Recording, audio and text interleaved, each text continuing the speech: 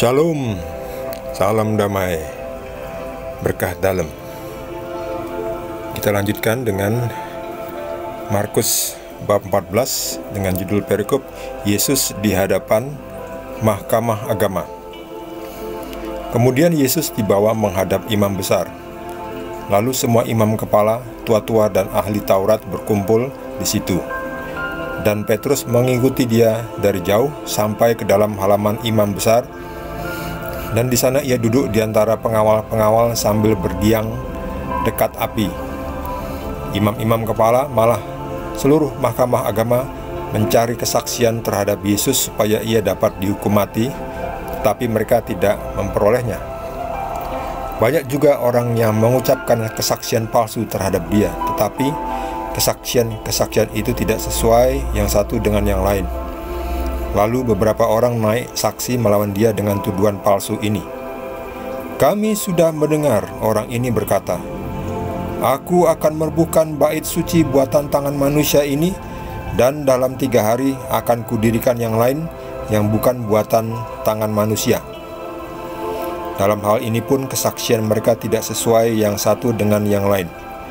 Maka imam besar bangkit berdiri di tengah-tengah sidang dan bertanya kepada Yesus.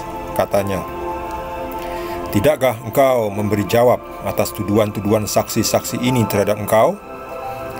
Tetapi ia tetap diam dan tidak menjawab apa-apa. Imam besar itu bertanya kepadanya sekali lagi. Katanya, "Apakah engkau Mesias, anak dari yang terpuji?" Jawab Yesus, "Akulah dia, dan kamu akan melihat Anak Manusia duduk di sebelah kanan yang Maha Kuasa dan datang di tengah-tengah awan-awan di langit." Maka imam besar itu mengoyakkan pakaiannya dan berkata, "Untuk apa kita perlu saksi lagi? Kamu sudah mendengar hujatnya terhadap Allah.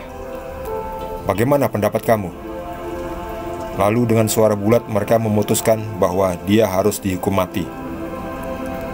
Lalu mulailah beberapa orang meludahi dia dan menutupi mukanya dan meninjunya sambil berkata kepadanya, "Hai Nabi, cobalah terka." Malah para pengawal pun memukul dia. Demikianlah sabda Tuhan.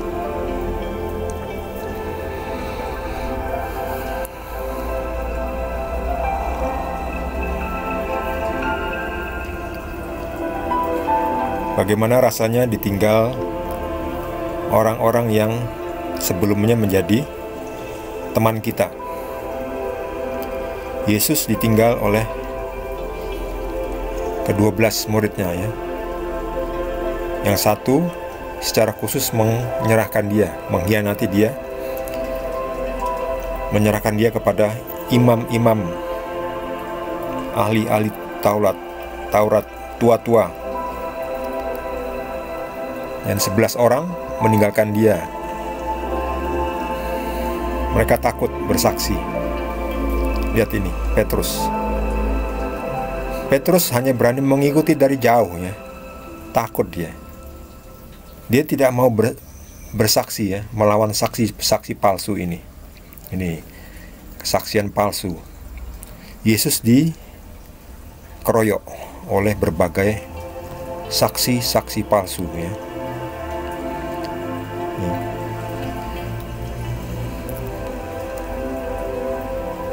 Ini, kami sudah mendengar orang ini berkata, "Aku akan merobohkan bait suci buatan tangan manusia, dan dalam 3 hari akan kudirikan yang lain yang bukan buatan tangan manusia." Ini kan jelas-jelas omong kosong, ya. Tidak pernah Yesus mengatakan seperti ini. Yang bukan buatan tangan manusia. Yesus tidak mengatakan itu, ya. Makanya dalam hal ini pun kesaksian mereka tidak sesuai yang satu dengan yang lain. Banyak sekali saksi-saksi palsu ini. Beberapa orang naik saksi melawan dia dengan tuduhan palsu, ya. Jadi Yesus itu dikeroyok, ya. Dikeroyok oleh massa, oleh saksi-saksi palsu. Sementara temannya yang mestinya setia malah meninggalkan dia dan malah duduk dari jauh, ya. Mestinya mereka ini tetap bersama Yesus menjadi saksi kebenaran. Jangan kalah sama saksi-saksi palsu ini. Saksi-saksi palsu ini juga imam-imam kepala ini memberikan saksi-saksi palsu.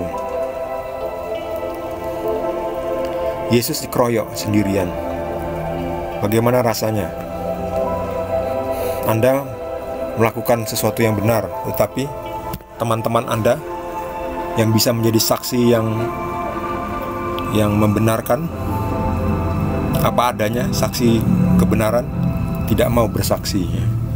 Jadi akhirnya Yesus kalah ya.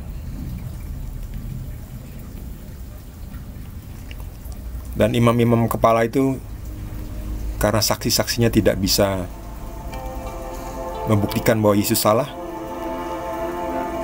lalu imam kepala malah menanyakan langsung kepada Yesus, apakah engkau Mesias, anak dari yang terpuji? Nah, disinilah imam-imam kepala ahli Taurat tua-tua itu melihat jawaban Yesus. Jawaban yang adalah kebenaran. Akulah dia. Dan kamu akan melihat anak manusia duduk di sebelah kanan yang maha kuasa dan datang di tengah-tengah awan-awan di langit. Ini adalah kalimat kebenaran. Tapi masa itu tidak bisa menerima kebenaran. Karena memang dasarnya benci kebenaran, tidak ingin melihat terang. Yang dilihat hanya mata manusia. Kamu sudah mendengar hujatnya terhadap Allah. Jadi Yesus dikatakan menghujat karena mengklaim, akulah dia. Akulah dia ini. Kamu akan melihat anak manusia duduk sebelah kanan yang maha kuasa. Jadi Yesus mengklaim sebagai sama dengan Allah. Nah, bagi orang-orang yang tidak mengenal Allah, ini dianggap menghujat.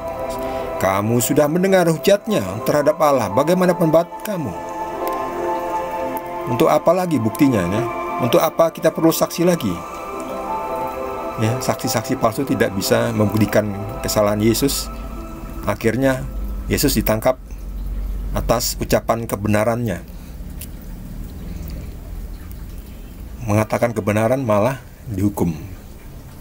Yesus mengatakan, akulah dia. Dia itu adalah Mesias, anak dari yang terpuji, anak Bapa. Akulah dia. Mengatakan kebenaran, tapi malah dianggap menghujat. Nah, zaman sekarang kan juga seperti itu ya. Kita memberikan kata-kata kebenaran, tapi malah dianggap menghujatnya. Mereka tidak suka ya dengan istilah kebenaran itu. Mereka memang hidup dalam kebohongan, hidup dengan dan di antara saksi-saksi palsu. Banyak toh saat ini ajaran-ajaran palsu, tidak suka dengan yang ajaran yang benar, malah mereka membuat satu ajaran baru untuk mencoba istilahnya merubah sejarah ya, merubah sejarah yang benar. Kan Injil kan juga ada beberapa Injil palsu ya. Injil Barnabas itu yang dibuat setelah tahun 1000 ke atas ya. Itu ditulis oleh bukan Barnabas, itu Barnabas yang diserupakan, yang Barnabas yang lain lah, yang nggak jelas itu. Tujuannya apa? Untuk melencengkan Injil yang sebenarnya ya. Tapi lalu mereka mengklaim ini Injil yang benar, yang sebelumnya yang salah. Nah itu saksi palsu. Sampai sekarang ini sayang sekali ya. Sayang sekali orang-orang seperti itu. Waduh, itu nanti bahaya itu. Mereka akan menghadapi Yesus di pengadilannya. Di akhirat nanti akan menghadapi Yesus, karena Yesus adalah hakimnya. Wah, payah itu orang-orang yang menyesatkan itu. Wah, berat itu. Mereka harus membayar dengan beratnya. Ya, hukumannya bisa itu dibuang oleh Yesus ya. Ya tahu sendiri ya nanti kalau sudah dibuang ya. Lalu Yesus ya seperti orang saat ini kan, kalau dihukum dengan tidak adil itu ya, dihukum oleh massa, diikat matanya, tidak bisa melihat, menutupi mukanya ya, lalu dipukul, diludahi, ditinju, diolok-olok ya. Hai Nabi, cobalah terka. Nah, siapa yang memukul kamu? Ini orang-orang yang memukul, pengawal memukul. Karena Yesus kan biasa memberikan nubuat, apa yang akan terjadi ya. Lalu mereka mencemooh, mengolok-olok. Ayo, coba siapa yang memukul kamu? Cobalah terka. Ini nih, waduh, ini bayarnya mahal ini. Upah dosanya mahal, harus dibayar nanti ini. Mereka tidak tahu siapa yang mereka olok-oloknya.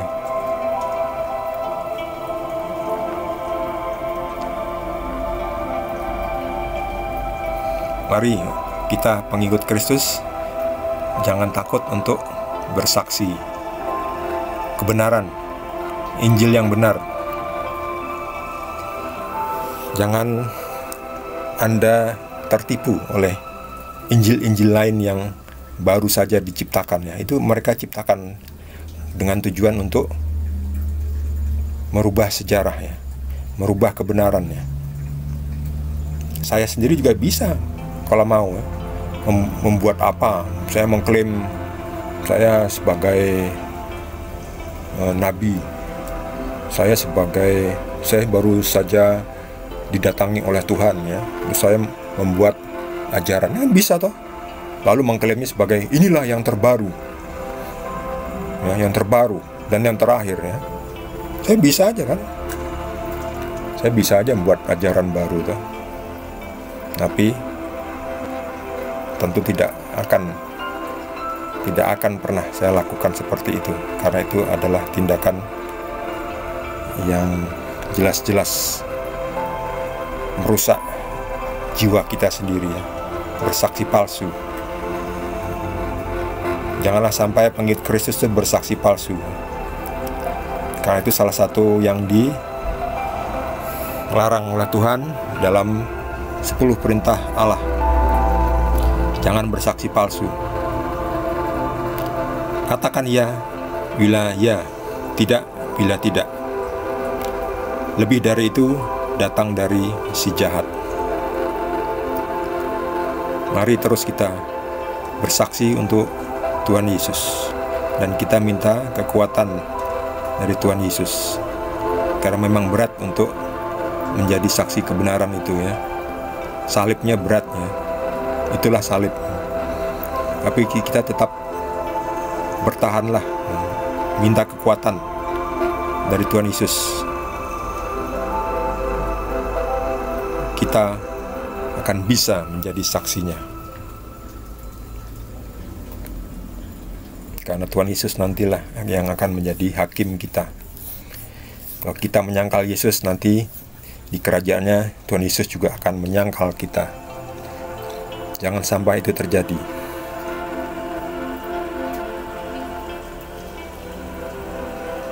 Bagi rekan-rekan yang mendapat tambahan pengetahuan dari Tuhan Yesus, boleh juga berbagi dengan kita semua. Jangan lupa di subscribe bagi yang belum. Kita akan lanjutkan dengan perikop terakhir dari Injil Markus di video berikutnya. Terima kasih. Tuhan Yesus berkati kita semua.